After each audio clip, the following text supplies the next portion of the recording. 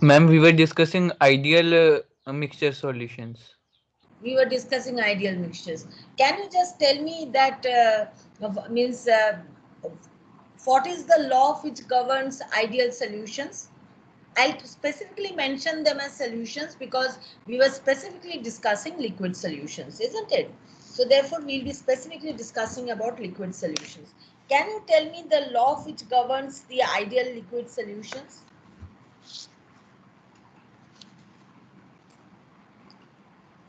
Yeah, anybody? Agamet's law of volume Maggot, addition. Louder, please.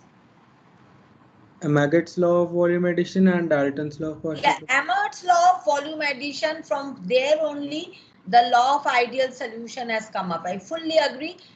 But these are the laws which govern.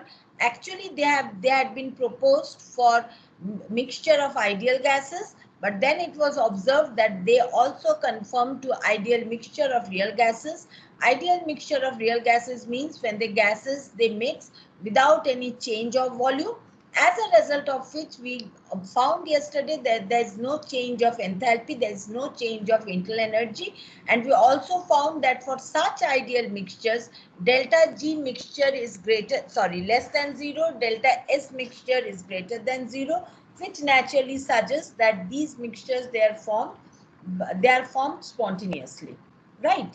If a mixture is not formed spontaneously, then in that case, if suppose we find that when we try to mix two components, delta G is greater than 0, it simply suggests that the mixture does not form, and the two liquids, when we try to mix them, they stay as immiscible liquid pair, one above the other. If you try to find out the Gibbs free energy of mixing of kerosene and water, you will find that the Gibbs free energy of mixing is greater than 0.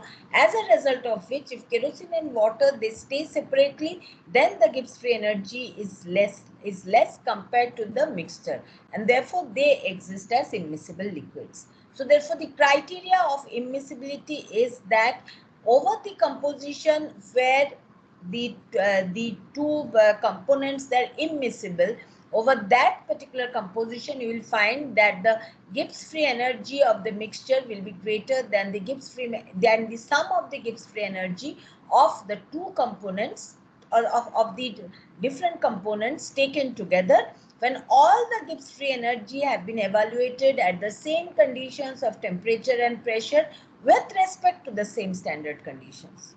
Am I? So therefore, now who can tell me, Adarsh Kumar, that what was the law that we had proposed to define ideal solutions? What was it? Adarsh Kumar? Yes, ma'am. Yes, please. What is the law? Were you there in the last class? Aditya Agarwal? Yes, ma'am. Can you tell the law which governs ideal solutions? Aditya Chawla? Lot of Adityas in the class. Aditya Jha? Akshay Agarwal? Anik Mandal? Yes, ma'am. Yes, please. Badri? Are you called Badri or Vishal? Avaru Badri Vishal? Avais Akhtar? Bukka Saikiran Naik? Chinmay Jain? Devesh Gobind? Jagdish? Kumari Bhavna? Yes, ma'am. Yes, please. TS, just note the persons who have not responded. Yeah, Bhavna, you are called Bhavna, isn't it? Kumari Bhavna? Yes, ma'am. Okay. Can you tell me the ideal solution, the law which governs the ideal solution? Ma'am, Lewis that Yes, please. Lewis and I forgot the second. Lalit, Naman Goel. Yes, ma'am. Maybe. Acha, Naman, Uh, yes. ideal solution model. Ideal It was solution law. There was no uh, first, second. There was only one law governing ideal solutions.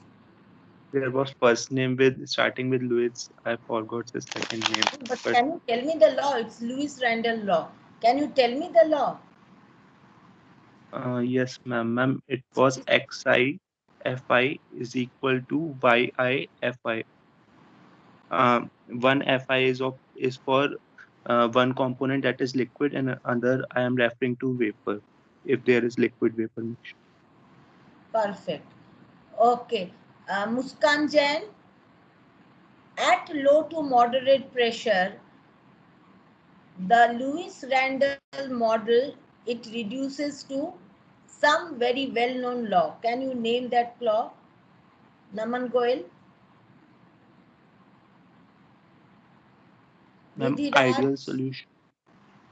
Idea that what is the law? At low to moderate pressure, the Lewis Randall law equation reduces to a very famous law that you had already studied earlier. Raoult's law. Raoult's law. Very good. Okay, fine. So regarding the rest, I do not ask them now. I'll start later and I'll try to get them. So now what we had discussed in the last class was that, just a quick recap of what we had done.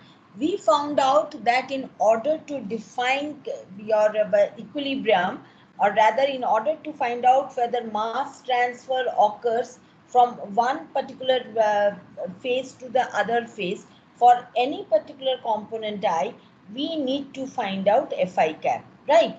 Now, in order to find out Fi cap, we should be in a position to evaluate this particular integral. Now, for evaluating this particular integral, we had already found out that this Vi bar has to be known not only at pressure P, but over the entire range from 0 to P. Now, the problem you will understand if you look at this particular graph. This graph is for a nitrogen butane mixture, right? 171 degrees centigrade. You will find that when we are dealing at very high pressure, under that condition, the pressure increases in proportion to the mole fraction of butane and also with the mole fraction of nitrogen. So under this condition, we find that it obeys the ideal gas law. And for this particular condition, under this condition, we find that since this is proportional, this naturally implies that for this particular condition, Vi bar equals to Vi. But that does not make our life simpler, because what we want is we need to integrate this particular term right from 0 to P, which means that we need to go right from this particular condition to 690 bar. And while we are going, we find that although for these conditions, it's easy to find out Vi bar, but for such particular conditions, you find that, well, Vi bar is not equal to Vi, and therefore finding out Vi bar for these low pressure conditions is very difficult. So although the ideal solution model is obeyed at a very high pressure, where gases they exhibit liquid like density and the fluids they mix with little or no change in volume. So under this condition, the gases, they obey the ideal gas law. But even for this condition, we cannot find out, it's not easy to find this out, because for that we need to find out this integral over the entire range. So that creates the whole problem. As a result of which, the ideal solution model, this was proposed, and usually we find that the ideal solution model, it is very well obeyed by the gas phase, but usually liquid phases, for liquid phases there are very few type of liquid mixtures which conform to the ideal solution model. Now we found out that mostly the liquid mixtures which conform are at very low pressure, under which gases they behave ideally. For any particular condition, a liquid conforms to ideal solution model if the component which we are considering that is in large extent. That means for all particular components, for xi close to 1, we find that the Fi bar will be equals to xi Fi. You will find that whenever you draw such a curve, we find that close to xi equals to 1, more or less the Fi bar that is proportional to xi. So therefore, whenever any component is in excess, it conforms to the Lewis-Randall rule, which reduces to the Raoult's law at low pressure. Next, we found out that when the physical properties of the components are similar, for example, for isomers, adjacent members of homologous series, for isotopes, they conform to the law of corresponding states. And always the gases, they conform to the law of they conform to the ideal solution model.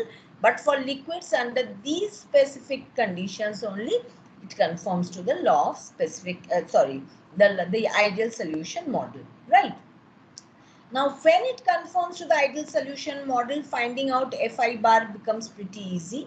For these particular conditions, we had also tried to deduce the properties. We found that when ideal solutions are formed, they are formed with no volume change, no enthalpy change, no internal energy change, a negative Gibbs energy change, and a positive entropy change of mixing.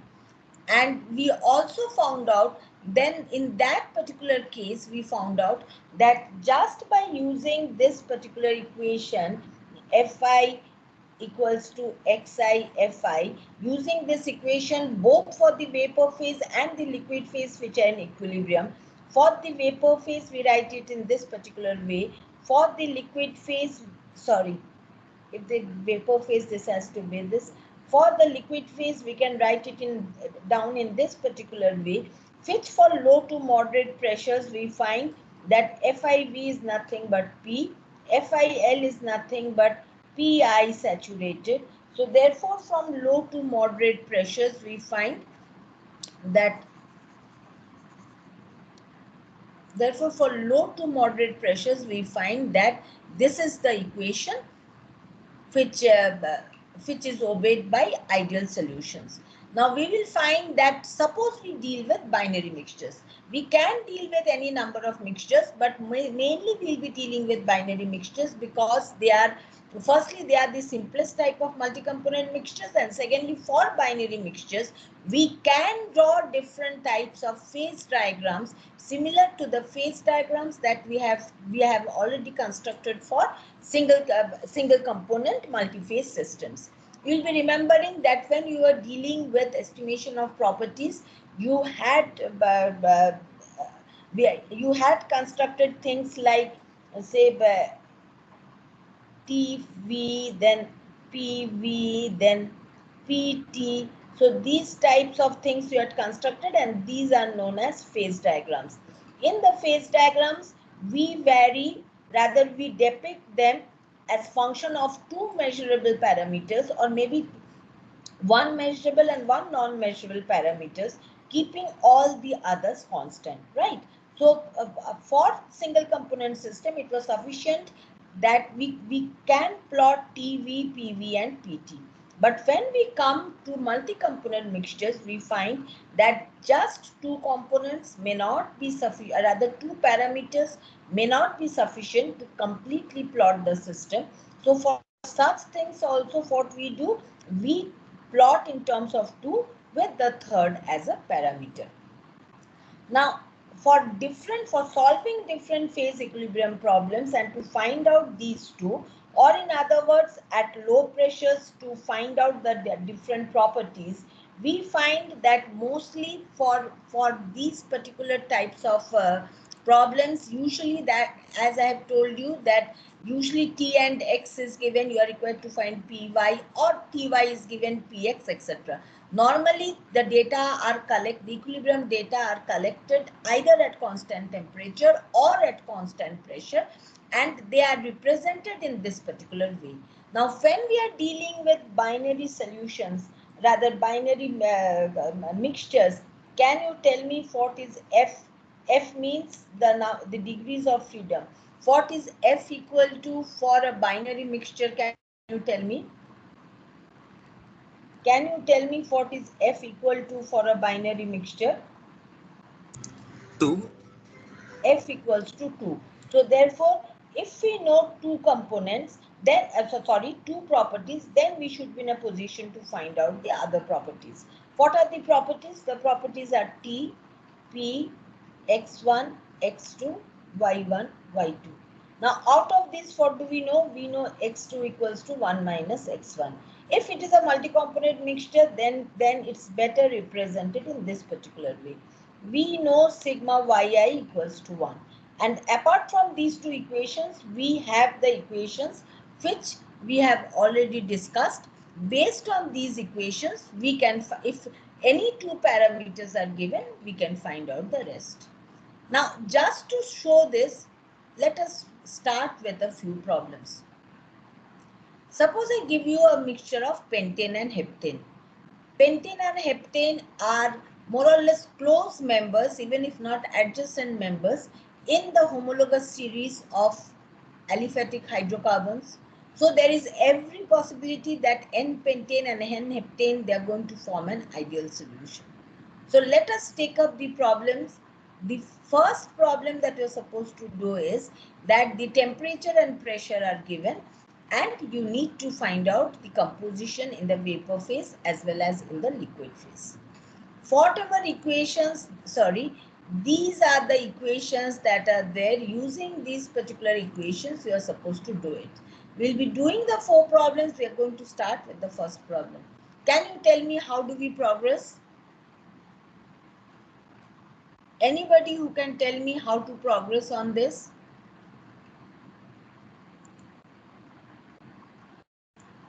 Any particular idea? Any suggestions? Rushi Girish? Yes, ma'am. Can you suggest how to start with those problems? The problems are there in front of you, isn't it? Temperature Yes, and pressure are given. You are required to find out X1 and Y1. Can you tell me how to proceed? Any idea how to proceed? ma'am. The Yes. first we need to find the P saturated. Perfect. Very good. How do you find the P saturated? Can you tell me? Uh, the temperature is given, so from the data, P saturated can be found. And yeah, very good. Very, very, very good. So I'll have the problem here so that we can do it. Perfect. So therefore, P saturated data I'm going to provide to you so that we can start working with the problem. Let me just see. Achha.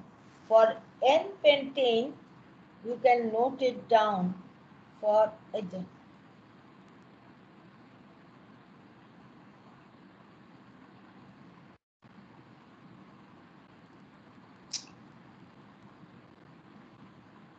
yeah, for N-pentane, your A is equal to, you note it down, 6.87632. B equals to 1075.78. Any thermodynamics book is going to give you this, 233.205, right? And for N-heptane, your A equals to 6.89386.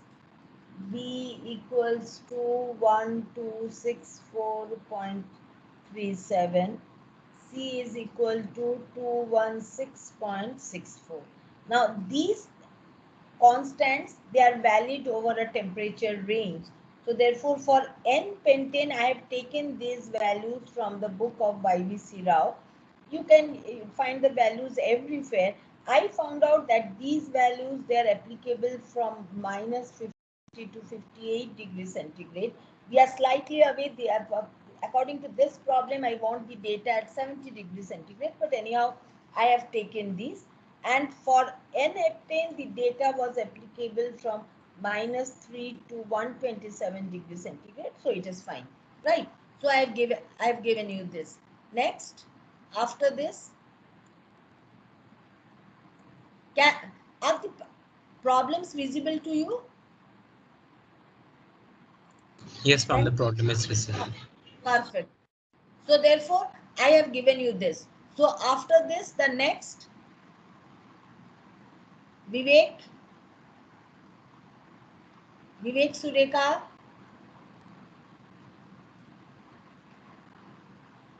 Yashvi Jain. Did I ask Yashvi Jain? No, no. Vivek Sureka. Next, what do we do?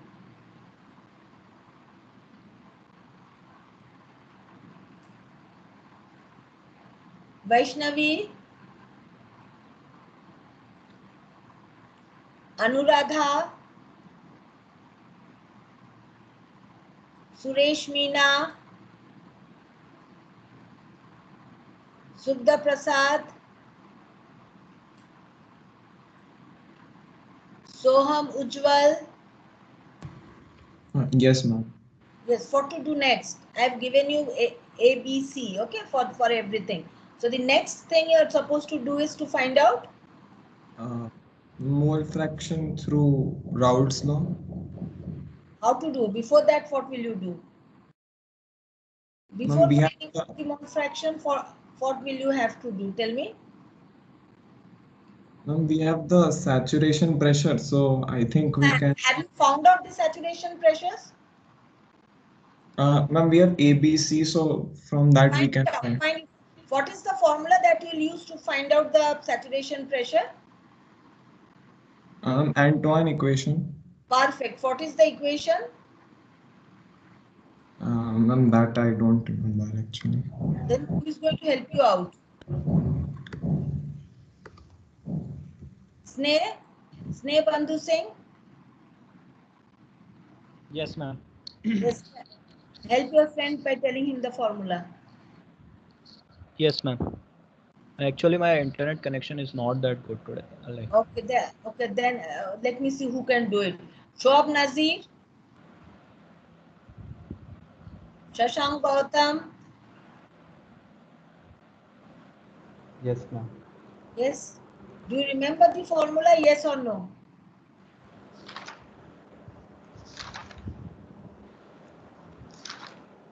Shanmukh? Yes, ma'am. Log 10 of P is equal to A minus B by C plus T. Very good, very good. So I write it down for the convenience of your friends. Log 10 P saturated equals to A minus B by T plus C. Very fast, calculate and tell me what is log 10 P saturated for pentane. Tell me P saturated pentane and P saturated heptane. The TS kindly note who are responding and who are telling. Very fast, tell me these two.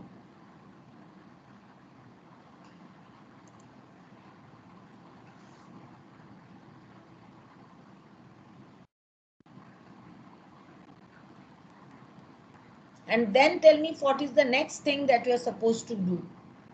Once you have found out P saturated, what is the next thing?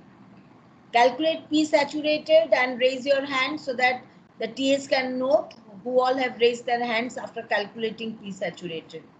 The TAs are just requested to note that who all have raised their hands after the calculation is over. Ma'am, we can't see the formula, so can you please show the formula? You cannot do. Okay. Because if you see the formula, I cannot see your names. So therefore, very fast do it and raise your hand, and or else type the formula in the chat, but type the value of this and this in the chat box. Simply type P saturated pentane and P saturated heptane, just the values in the chat box. Okay, I don't want you to write everything. first pentane, then heptane, just type it and write it down in the chat box.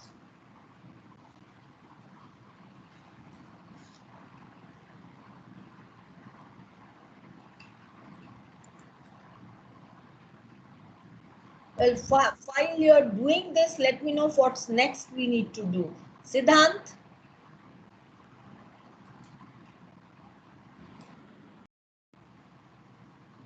Shraman Pal? No, Shraman Pal, sorry. Shraman Yes. Pal. What is the next thing? All of you kindly calculate and simply post your answers in the chat box, okay? Ma'am, what was the temperature? What was the temperature? 70 degrees Celsius. Degree centigrade. Perfect. So once you complete this, next what you're supposed to do? We can calculate the liquid phase coefficients once you have the P saturation. Once you have the P saturated values, what is the formula that you'll be using to calculate X1? Xi into P saturation Equals to? equals to the first fugacity coefficient. Perfect. But you do not know it. So from where are you going to find it out? Isn't it? You can find out 2P saturated. And what are you supposed to find out from here? From here you are supposed to find out X1 Linear and interpolation can be used in that case. I think. please, We know, yes, once more. we know the pressure, so we can using linear interpolation we can know the composition of both the phases. Come on, tell me the formula. Tell me very specifically for what is the next thing. Moment I have done this, what is the next thing that I am going to do?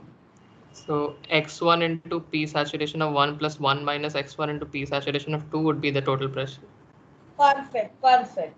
See, you need not do so much. You need to find out X1 and Y1, isn't it? So, you know, this will be equals to Y1 PT by P1 saturated. Similarly, you also know what is 1 minus X1 equals to. This is going to be 1 minus Y1 PT by, today my pen is creating a problem, P2 saturated, right? So therefore you are having two equations, you are having two unknowns. So I think it's not difficult for you to find out X1 and Y1 from this. Once you can find out X1, Y1, you can find out X2, Y2 as well. Isn't it? Very fast, I want you to first type, all of you simply, moment you have done it, you simply type P1 saturated, P2 saturated consecutively so that the TS can know that you are doing it correctly. And then very fast, I give you just, it's 11:36. By 11:40, whoever can simply post it, the X1 value and the Y1 value in the chat box. We can see who is posting, so it's not at all difficult. Do it fast and then we go to the next problem. TS, please note whoever is posting it by till 11:40. After 11:40, the people next problem at that time.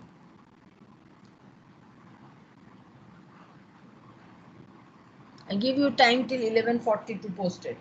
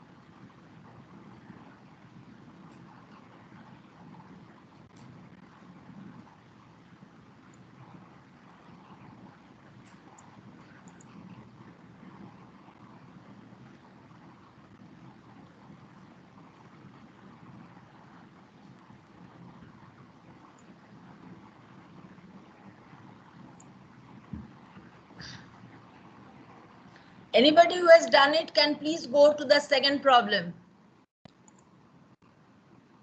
Anybody who has done it can please go to the second problem. Are my problems visible? Yes, ma'am, the problems are visible. Perfect. Anybody who has done it, I'll start discussing this problem after 1 minute. Anybody who has completed it can simply shift to the second problem.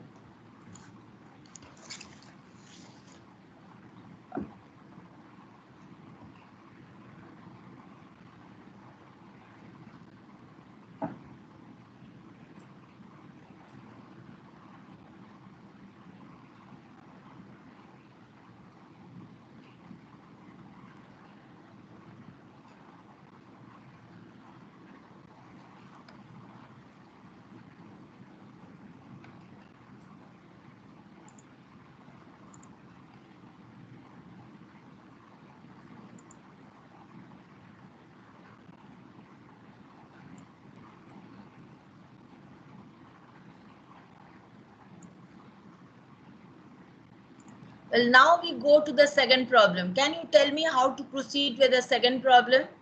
Where t is given and x1 is given, you are supposed to find out p and y1.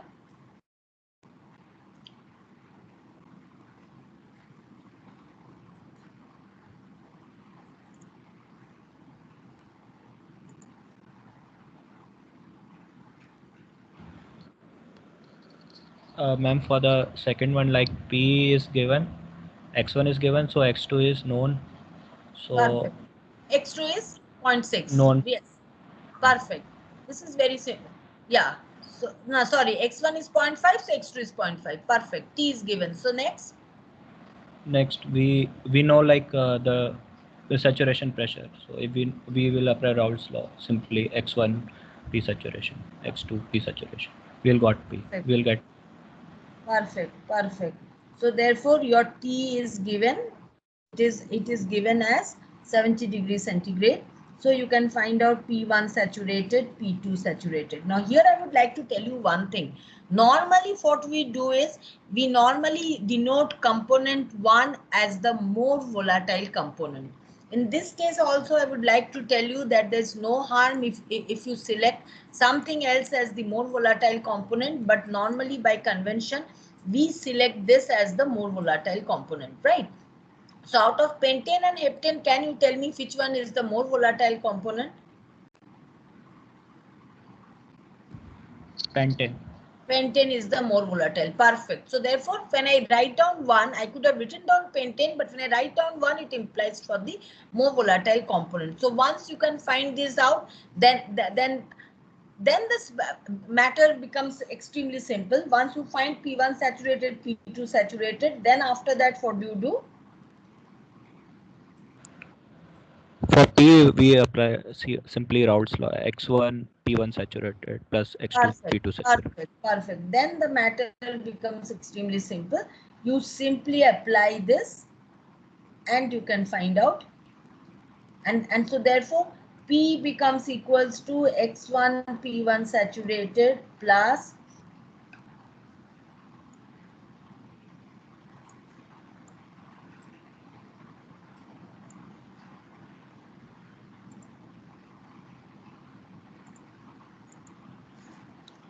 plus 1 minus x1 into P2 saturated.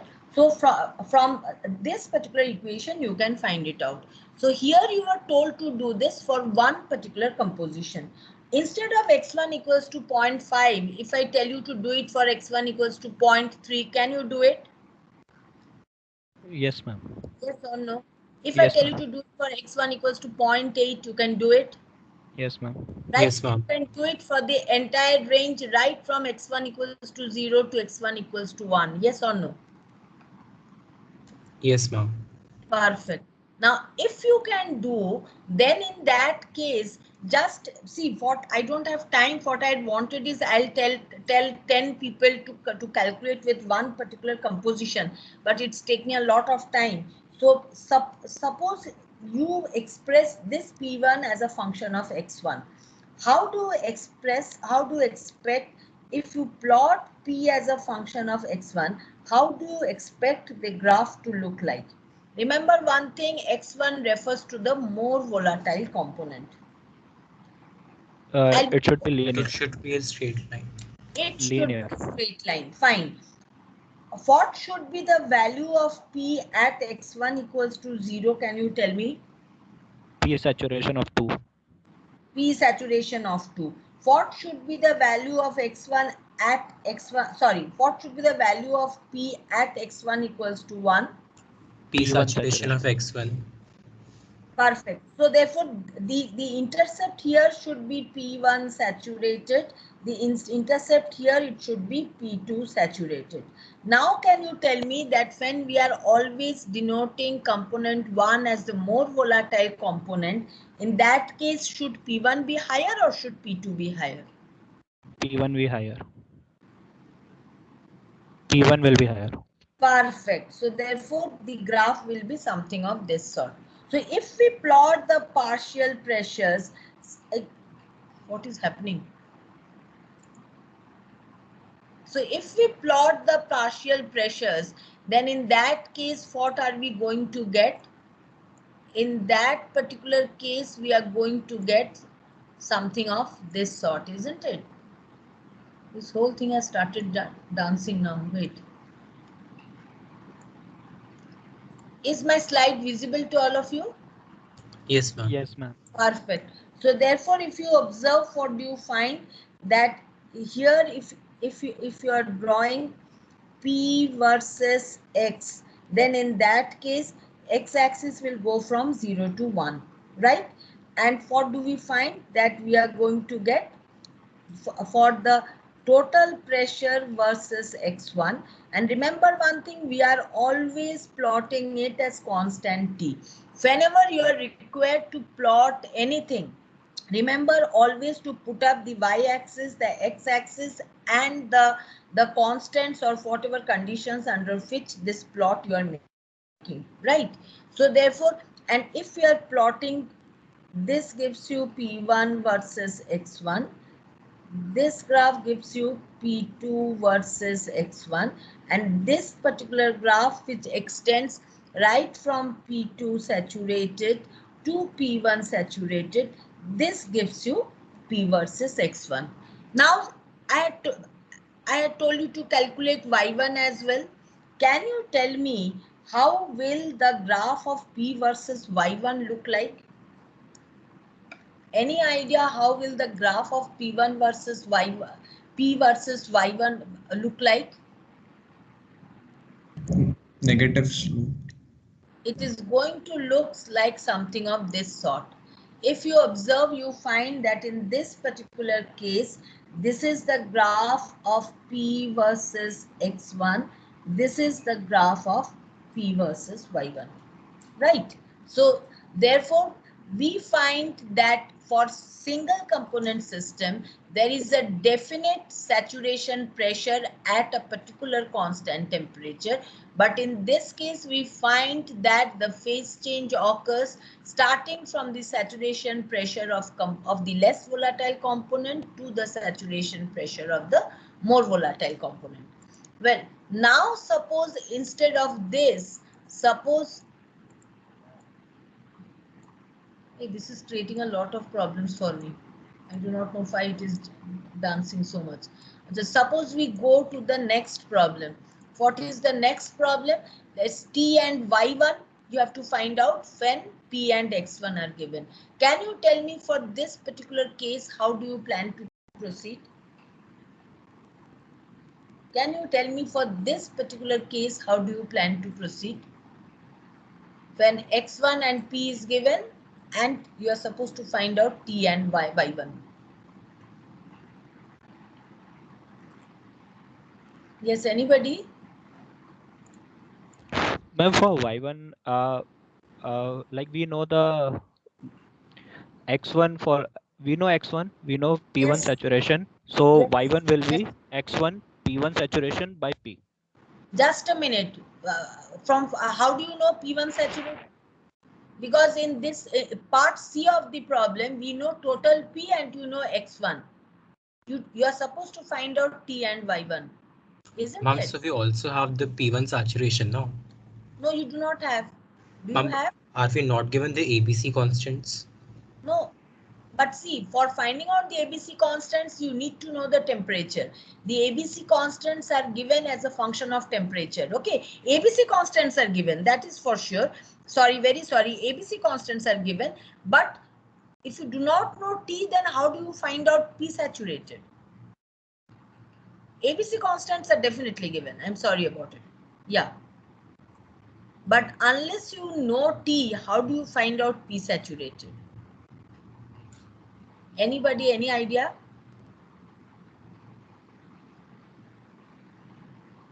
See, in this particular case, what you have to do is you have to go for some particular trial and error technique. For solving this particular problem, what you need to do is you have to first assume some particular T. Moment you have assumed that particular T, you corresponding to that T, you can find out P1 saturated and P2 saturated. Yes or no? Yes, ma'am. Perfect. Then once you know this, you are in a position to find out Y1. Yes? Yes, ma'am. X1, P1 saturated by P. P1 saturated you have found out, X1 is given, P is given. Same way you can find out Y2. Y2 will again be 0.6 since X1 is 0.5. P2 saturated you can find out divided by P. So you have assumed some T, you have found out Y1, Y2. Now you need to check whether the assumption was correct or wrong.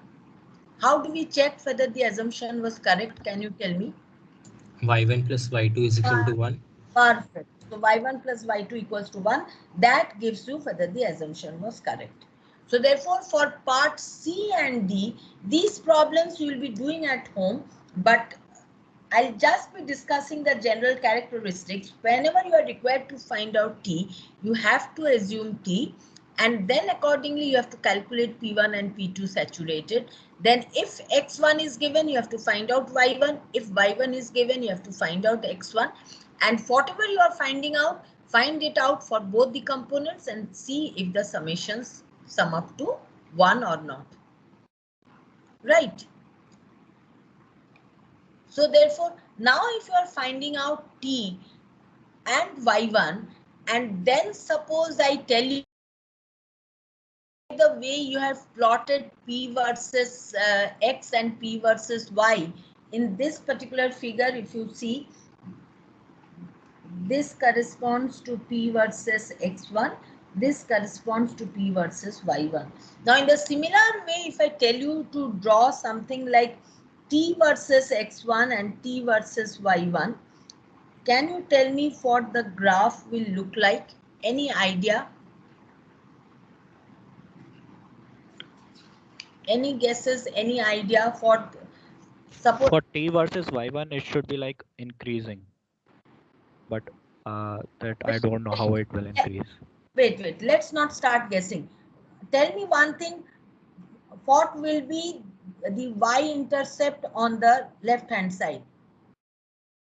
It is, what will be the extreme points of the graph? Can you tell me at x1 equals to 0, what is T equals to? Boiling temperature, Very good. Of? particular component. Be specific. When x1, we are having only two components, 1 and 2. Component 1. 1 minute. One minute. Let's complete. 1 is the more volatile component. Now at x1 equals to 0, T will be equal to the boiling point of 2. 2. Perfect. So therefore, T boiling point 2 will be here. And when x1 equals to 1, then T will be equal to T boiling point 1. T boiling point 1. Can you tell me which boiling point is going to be higher? T boiling point 2. Perfect. So therefore, you will not be getting a straight line in this particular case. You should be getting a curve of something of this sort for x1, and you should be getting some curve of this sort for y1. Okay, so what I propose to you is that these two problems B and C, For part B, you do not solve it only for 0.5. You simply solve it from x1 equals to 0, need not do it, 0.1 to 1. That means you do it for 0.1 to 0.9. And the part C problem, again you do it from x1 equals to 0.1 to x1 equals to 0.9. Right? And then what I would request you to plot P versus X1 and plot P versus Y1 to see for yourself what you get. You're going to plot PXY and as well as TXY diagram with the data that you are going to generate from here. The other problems I'll be uploading, you can practice them. Now let us look at this particular TXY diagram that you will be generating tomorrow. I had thought of doing it in the class, but it's taking a huge amount of time. So therefore, suppose you tell me that in this particular curve, what does this point, this particular region correspond to? The region above the T versus Y1 and the T versus X1 curve. When you are going to do it, you will find that this is the T versus X1 and this is going to be the T versus Y1 curve. Now, above the T versus Y1 curve, what do you have? Everything is written, of course, in this particular figure, but yet I would like to ask you. This figure is a complete figure with all nomenclatures, everything there. Can you tell me that above the figure, what do you have? Above the curve, what is there? Superheated vapor region. Exactly. It is going to be the superheated vapor region, right? Okay. So therefore, from this particular point, suppose at any particular composition, say the composition is say x1 equals to 0.5, let us take. Okay. At this particular composition, we have some superheated vapor. Now this vapor, it comprises of two components, component 1 and component 2. The compositions are x1 equals to y1, in this case it's superheated vapor, so it is y1 equals to 0.5 and y2 equals to 0.5. Now from here we start cooling this particular vapor. Now when we start cooling it at a constant temperature, I have forgotten to write it, you should have written it, that this operation is going on at a constant pressure. So at a constant pressure, when I start cooling the superheated vapor, then in that case what it does, it simply follows this particular vertical line. It follows this vertical line and without change in composition, it continues till it hits the saturated vapor line. Saturated vapor line is that particular condition of the vapor which is in equilibrium with the liquid. Now, moment it touches the saturated vapor line, what happens? Condensation starts and the first drop of liquid forms. Now, this first drop of liquid, what will be the composition of this drop? In order to find the composition, you are supposed to follow this particular horizontal line. When this is y1, we will find that the corresponding x1 is this particular composition. Now you continue cooling this particular vapor. When you continue cooling, then from the saturated vapor line, it enters the two-phase region. In this two-phase region, we have a mixture of liquid and vapor.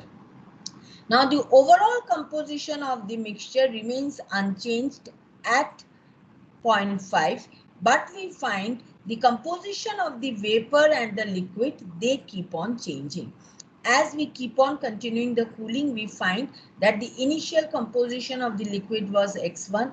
Then from there, it shifts when the point comes here, then the overall composition of the mixture is given by this, and the composition of the vapor and liquid are given by the end of this horizontal lines where they are touching the saturated vapor and the saturated liquid line.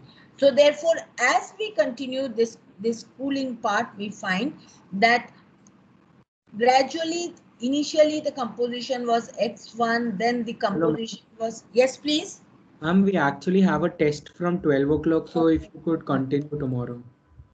Okay, then see what I thought that I'll complete this today so that next week I do not have to take an extra class.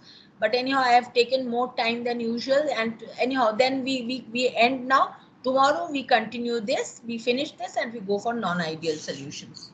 Okay, so tomorrow the class starts at 9. And in that case, maybe next Wednesday also we'll be having an extra class because I'm going much slow than I had expected. Thank you, ma'am. Thank you, ma'am. Thank you, ma'am. All the best for the test. Thank you, ma'am. Thank you very much. Thank you, ma'am. Thank you. Thank you. Well, the TS, thank you very much. Okay. Thank you, ma'am. Okay, we can leave now.